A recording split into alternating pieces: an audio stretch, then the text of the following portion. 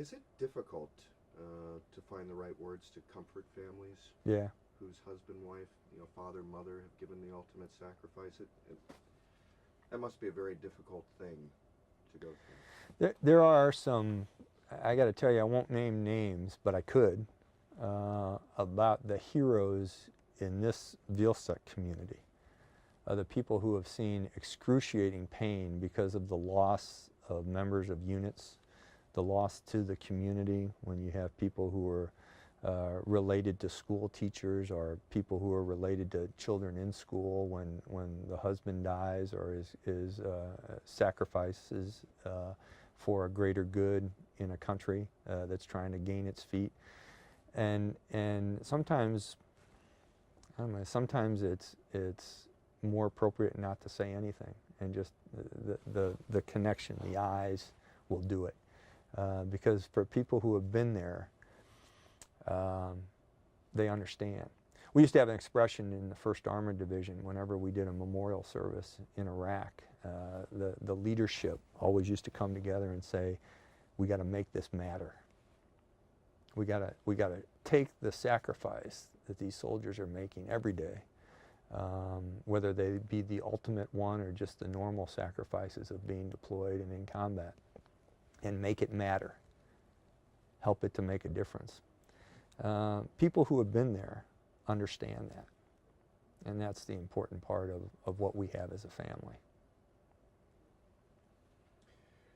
What would you say to the families in Europe or even Americans back home about the men and women serving in Iraq today?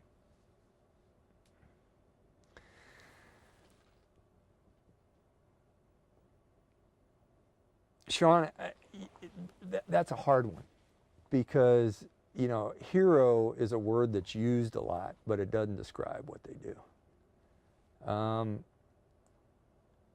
When you've seen some of the actions, when you've seen the American soldier who at 3 o'clock in the morning can be conducting a cordon and search operation and finding weapons caches and taking them off the street, or going in and capturing people who are trying to disrupt and intimidate lives, or who are putting their lives on the line to stop people who are doing evil things to the population around them at 3 o'clock in the morning, and then turn around at 7 o'clock the next morning and be building schools or taking books to children or trying to make sewers work or help electricity work for people or giving people things that they haven't had in 50 years. That's way beyond the hero realm. These are uncommon, normal people. I don't know where we get them.